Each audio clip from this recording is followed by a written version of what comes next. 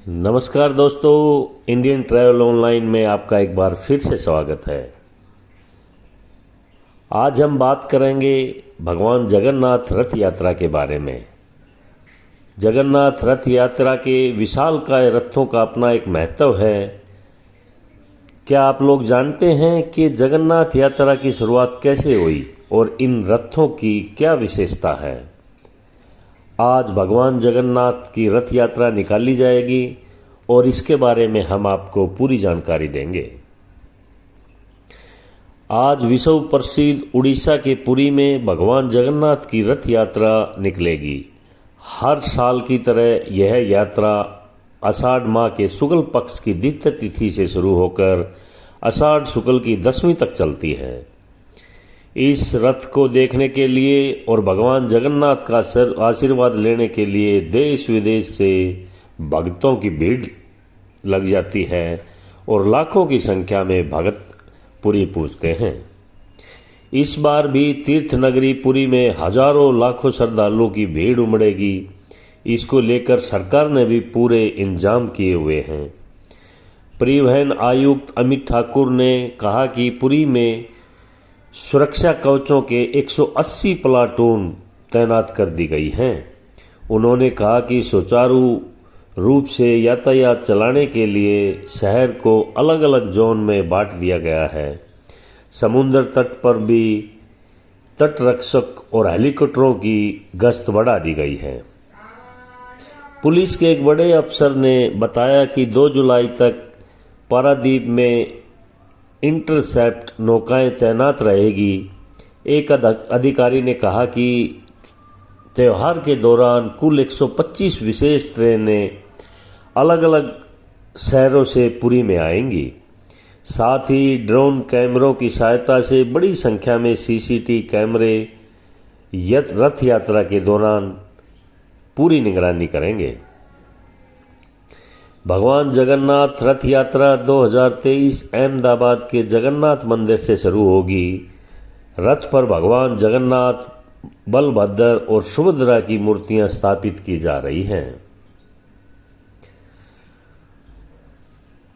पुरी की जगन्नाथ यात्रा विश्व प्रसिद्ध है और इसे देखने के लिए लाखों भक्त यहां पहुंचते हैं। जगन्नाथ रथ यात्रा की शुरुआत को लेकर कई कहानियां लोग जानते हैं, कथाओं में भी लिखा है। एक कथा के अनुसार एक बार देवी सुभद्रा ने अपने भाई श्री कृष्ण और बलराम को द्वारका दर्शन की इच्छा करने के लिए बोला, जिसे पूरी करने के लिए तीनों रथ पर सवार होकर द्वारका नगरी की यात्रा पर निकल गए। इसलिए हर साल रथ यात्रा निकाली जाती है। भगवान जगन्नाथ, बलभद्र व सुभद्रा देवी के रथ नीम की पवित्र और परिपक्व लकड़ियों से बनाया जाता है। ये है जगन्नाथ रथ की खासियत। इन रथों के निर्माण में किसी भी प्रकार की कील या कांटे या अन्य किसी धातु का प्रयोग नहीं होता है। सभी रथ इसमें इतनी हल्की लकड़ी होती है कि रथ को आसानी से खींचा जा सकता है। इसमें श्री कृष्ण की रथ की अपनी एक विशेषता है। उसमें 832 लकड़ी के टुकड़ों से बना यह जगन्नाथ जी का रथ 16 पहियों का होता है, जिसकी ऊंचाई 13 मीटर होती है। इसका रंग लाल और पीला होता है। गरुड़ ध्वज, कपि ध्वज, नंदी घोष, ये भगवान जगन्नाथ रथ के नाम हैं। रथ का झंडा यानी ध्वज त्रिकुवाहिनी कहलाता है। रथ की जिस रस्सी से रथ को खींचा जाता है वह शंखचूड़ नाम से जानी जाती है।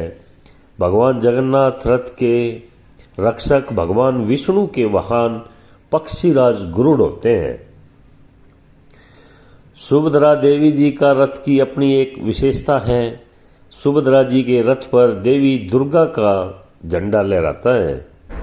देवी सुभद्रा के रथ का नाम देव दलन है। लाल और काले रंग का ये रथ 12.9 मीटर ऊंचा है।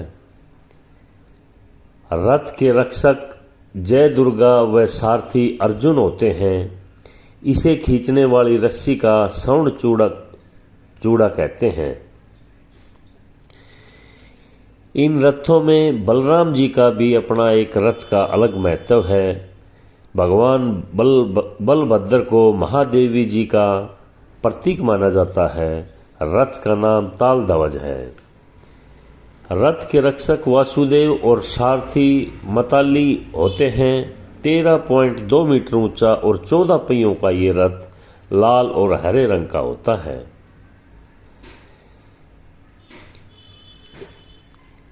श्री जगन्नाथ मंदिर प्रशासन के मुख्य प्रशासक रंजन कुमार दास ने कहा कि मंगलवार को भगवान बलभद्र, देवी सुभद्रा और जगन्नाथ के रथों की श्री गुंडीचा मंदिर तक खींचा जाएगा।